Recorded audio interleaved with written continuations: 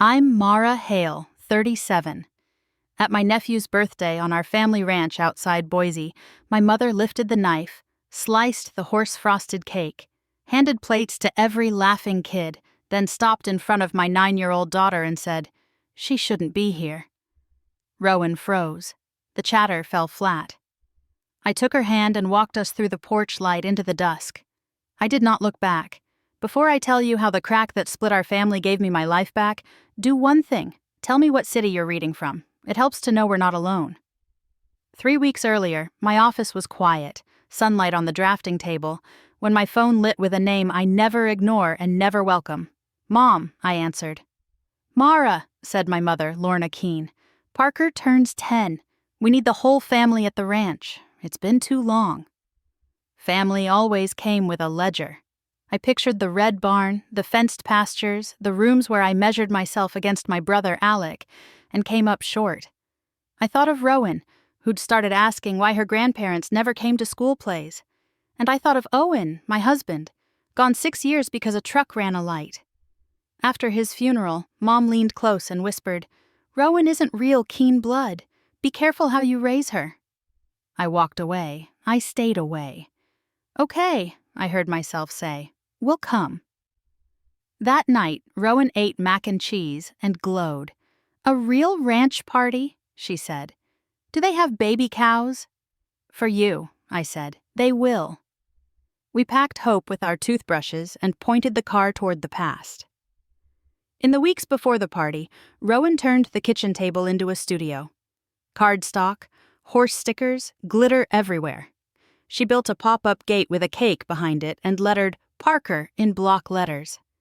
I answered emails beside her, pretending not to watch Hope take shape. I called Theo, the friend who's seen me through worse. "Tell me you're not going," he said. "I am." "Then wear boots and boundaries." That night I scrolled PTA notes I still got by inertia. Lorna's name sat on treasurer and president. A quarterly attachment showed reimbursements, $3,000 and $5,000, paid to an account with the last 4 digits I knew from her checks. No receipts, just tidy lines. Something in me clicked, a lock sliding. At breakfast, Rowan and I practiced names. Granddad Saul, Uncle Alec, Aunt Wren, turning the family tree into a chant. She tried curtsies, giggled, asked if ponies liked apples with the skin on. Saturday came. The ranch looked staged, bunting on rails, a bounce house sighing, the smell of hay and smoke. Mom hugged me like a stamp and steered Rowan to a crooked folding chair at the tail of the kid table. Praise flowed toward Alec and his golden children. When Rowan cued for pony rides, Mom sent her to the petting pen. "Those boots aren't broken in," while Parker circled the ring on a paint gelding. I swallowed each slight. An urgent client call dragged me inside. When I returned, Rowan sat on the back steps, dry-eyed, plateless. "They skipped me," she said. Heat rose. Through the kitchen screen I heard Mom. "She doesn't belong at this family party." I lifted my phone and recorded. Evidence, clean and hard. We left before sundown, her card in my bag, a plan forming. That night, after Rowan slept, I watched the clip again, my mother's voice like a lid snapping. I sent it to Lisa Hart, my contracts lawyer turned parachute. Using the PTA sheet I'd flagged, she traced reimbursements to Lorna's account. "Felony if the board pursues it," Lisa said. "Confrontation or clean removal?" "Clean," I said. "Rowan first." A week later, the community fundraiser. Balloons, cake, Lorna at the mic praising our shared values. I waited by the exit with a laptop, email drafted, subject, PTA transparency, body, 30 seconds of audio, and the ledger trail. When applause peaked, I hit send. Phones lit, murmurs swelled.